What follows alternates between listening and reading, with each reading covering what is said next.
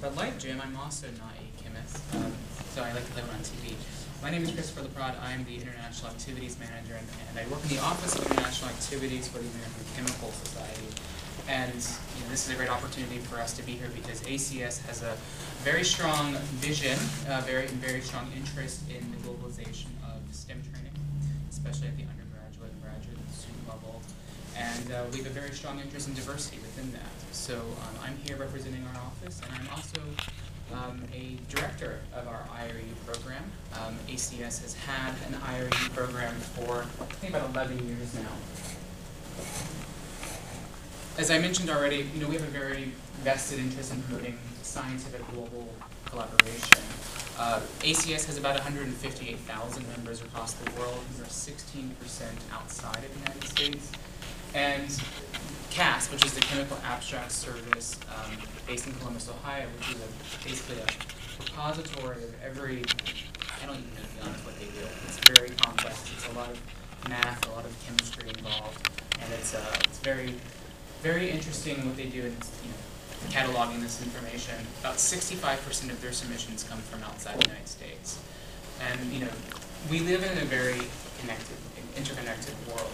And to be perfectly honest, if we're not preparing STEM students, chemistry students, chemical engineering students, to be prepared in this global environment, they will be left behind. It is not simply enough to have a strong resume and training in the traditional STEM training.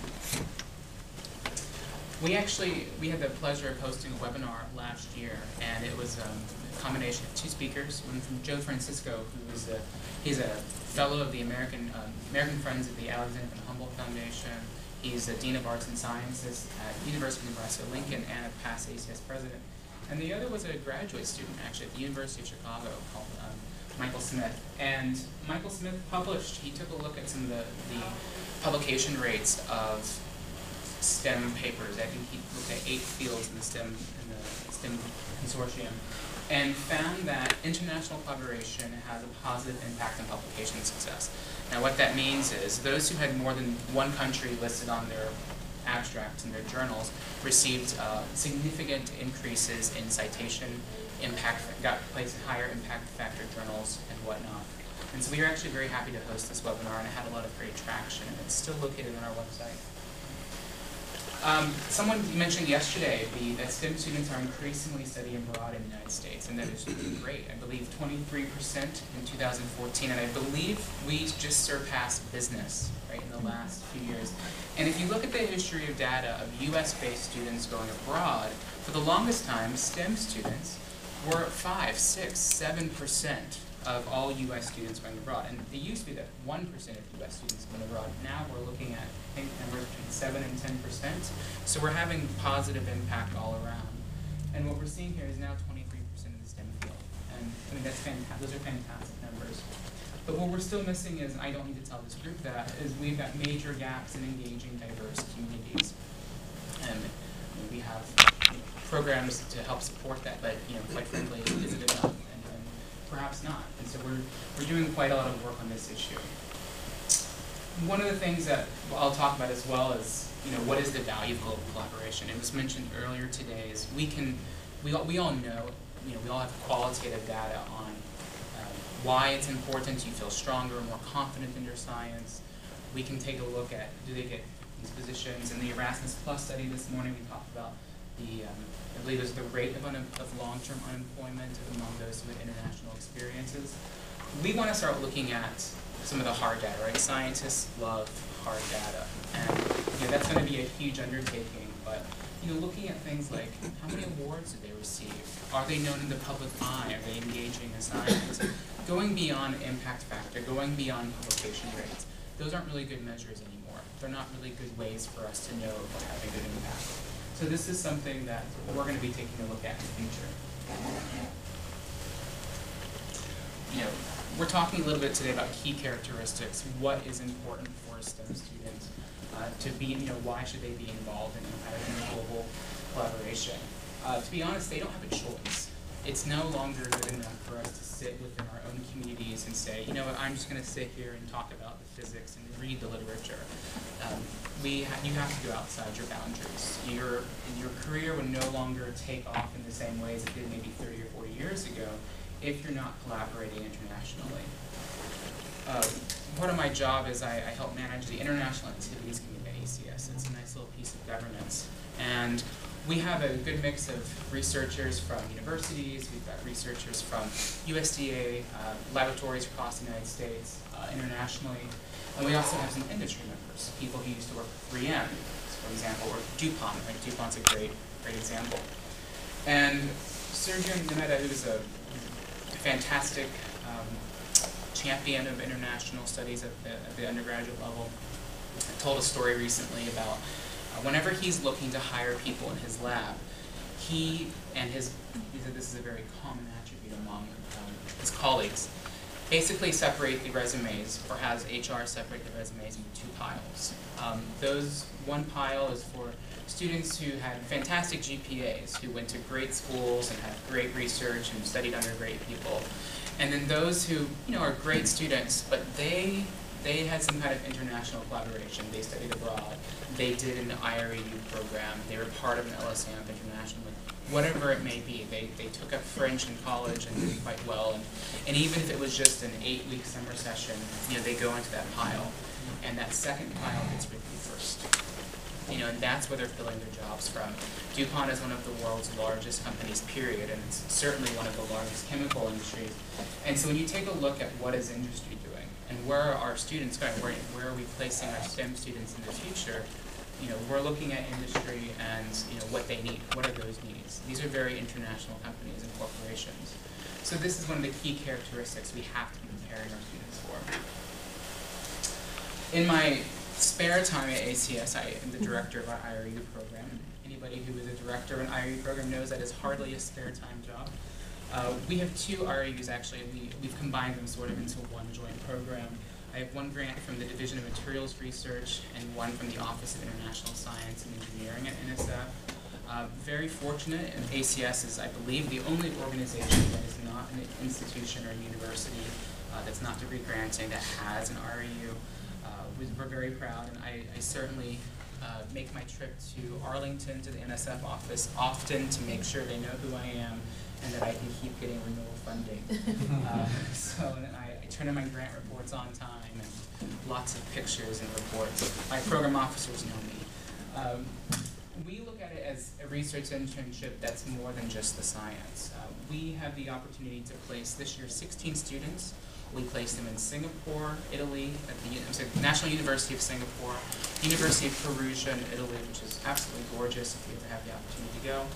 We placed them at the University of Strathclyde in Glasgow, the UK, and also 3 universities in Germany. Friedrich Schiller University in Jena, Ulm University in Ulm, which is outside of Stuttgart, and also Leibniz University in Hanover.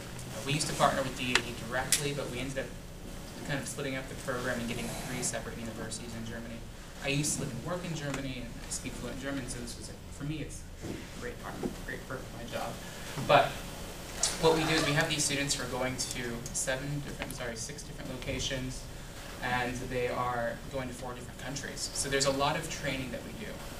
We have enough money in the budget to bring them into DC for a 2.5-day pre-departure orientation, and we bring students from across the country. So we have very broad geographic diversity in the United States. We make sure that we're not just getting students from the Northeast or from the West Coast.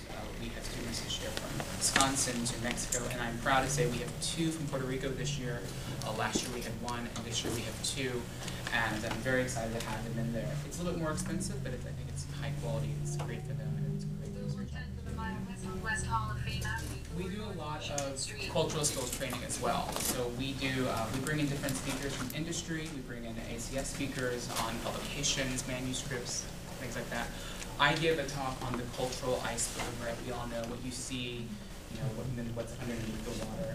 We also do the low and high context clues, and the students get to play a few games, because for many of them, even if these are students who come from normal middle-class families, this might be their first time outside the United States. And if you're from Coconut, Iowa, for example, and suddenly I'm going to place you in Singapore, which is probably the world's most diverse country, you're going to have a little bit of culture shock. It's a 10-week program, and we all know about the cultural diagram, right? So first 1 or 2 weeks, everything's fantastic, and then it's a dive bomb. I always get a few phone calls at that 2 to 3 week mark that says I'm tired and things like this, and I say just hold out another week or two, you're going to be fine. The students are not alone. They have their place with a buddy that they meet at the pre-departure orientation. There's 3 in Singapore, 4 in Italy, and then 2 in Germany, 2 in Strathclyde, and the universities in Germany each have 2 or 3. So they're not alone completely. And there's, we've also paired them with a PhD mentor, so they're not completely alone. They usually get over it pretty quickly. They receive a very generous stipend courtesy of NSF, so they usually spend their weekends traveling locally as well. We encourage it, but they have a 40-hour work week in the lab, and they know they have to be back by Monday morning, so they have to work that out locally. But we also do a lot of soft skills training. So it is about the manuscript publishing, how to, ethics in science. We talk about what is the role of global scientific collaboration and working communication. And we try to build on engaging that as well. So a lot of these students the first time have to learn to collaborate and do a little bit of, it's not their home labs, they're going outside. And we try to encourage them to work with their home PI, to get in touch with the hosting faculty, so that there's a little bit of communication between the two to make sure that their projects are long-term and sustainable. I talked already about the pre-departure orientation. We also we do basic travel skills and cross-cultural communication training, and of course we do safety. Some of the places we also do, we try to make sure that they are just secure. There's LGBT issues, for example, not necessarily in Singapore, but parts of Southeast Asia. In Glasgow, right? There's a few years ago there were some issues there. So our students get lots of training and everything. But we also do follow-up activities. It's a terrible job that I have, is to visit all of them. I do love it, but also when you've been traveling for about 4 weeks on the road, you get tired of it. But we do make a pit stop in every country for about 2 to 3 days each. Do a focus session with the students, meet with the professors to make sure they're getting their work done, make any adjustments to the program. And we do mentoring and coaching, so we connect them and make sure that they're moving forward. They also have to do research reports. And most importantly, the fellowship also includes money to participate in the ACS meeting in the springtime, which is usually in March. So we have a particular symposium where they talk about 15 minutes on their hard science that they learned and about 5 minutes on the cultural components of it. It's always, in Germany, you are 100% guaranteed to see pictures of beer, new beer. And in Singapore, it's always the very interesting food that they got to explore. So it's an 8-hour symposium, but I highly recommend it if you come to the ACS meeting. They also are connected with members of our international activities committee to connect and make sure they get a little bit of outside coaching if they need it. One thing we want to work on is reaching out to different aspects of the community. I'm very pleased to report this year we had 6 students who told us that they were members of an underrepresented community in the sciences. So we provide the NSF definition and ask them to self-report, so we're very pleased that they were selected. We do have a broadening participation aspect of our program, so we do provide them like a 5% boost in their scoring, so to make sure they get forward a little bit. And we also work closely with the diversity office at ACS, but also with local institutions to make sure that the word of the application gets out. This year we also have, out of our 16 students, 12 are female. So we have a very high women's ratio this year. Very exciting. And also, we'd also like to focus on the community building aspects in long term. Students from 3 or 4 years ago, I'm not quite sure where they are today. I wasn't working with the program then, but we would like to do a little bit better. We've covered some of the characteristics. We've got stronger communication skills, opportunities for collaboration and how to interact. And one of the ways that we are focusing on this is through the ACS International Center, which is free. It's open to the public. It's not just for ACS members or just for chemists. It's for the STEM community. It's a free online resource, and I encourage you to share this with your students, share it with whomever you need to. And I have plenty of brochures in the back or at the table this evening. It's basically a vetted, curated repository of information, and it's 600 opportunities roughly, and we're always adding some. And it could be, there are calls for applications around the world. So we get about 3,000 visitors a month, which is pretty good. Actually, about 50% of that come from the United States. The other 50% come from outside, Europe, Singapore, China, India, Pakistan are our big visitors. It's not just for U.S. students. We're also, Brazilian students who want to come to the UK or the U.S. or Portugal. We have lots of opportunities and information on there. And we do, regular webinars and whatnot. You can kind of see this is a screenshot of our website. We have featured programs or ones that have recently posted. We've got a browse by location. So if you would say you're looking for opportunities in China, you can find them there. We have 15 countries that are in focus, and then one kind of global aspect. And then browse by experience level. So we have everything from high school to senior academic professional. So it's not just for students, actually. We encourage people to take a look and see what's out there for them. And just a shameless plug, this topic is it's resonating a lot. It's very timely. We have a forthcoming symposium in Philadelphia at the ACS meeting. How many of you are chemists or chemical engineers? There's a handful. If you're coming to the ACS meeting in Philadelphia, we are doing a symposium Monday afternoon at 2 p.m. on this topic, on broadening participation in global chemistry experiences.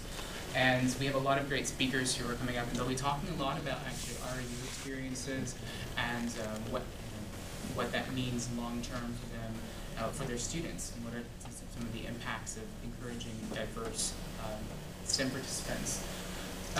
The Office of International Activities at ACS, we're a team of 7. We do a lot of things, a lot of partnership building, a lot of various State Department initiatives, chemical weapons safety, whatnot. And we do a lot, we're very active. We're like the State Department of ACS. And so if you are looking to help internationalize one of your programs, whether it's education or otherwise, I encourage you to get in touch with me, and it might be that my office might be able to assist you somehow and or connect you. We might not have the answer, but we might know who would. So very happy to do that. The last thing I can say is we know about the hard data, or we know about the soft data, what makes these programs so great and how we can encourage students to participate. And we're going to go after the hard data to show this and addressing these kind of softer issues. And one of the biggest things that we encourage our students to do is treat themselves as citizen diplomats. We encourage them to sort of read a new perspective. And I don't recall, yesterday someone said they have their students watch the BBC or watch France 24 or something like that. That's a great idea, and I'm going to incorporate that into my curriculum this year. So thank you for that.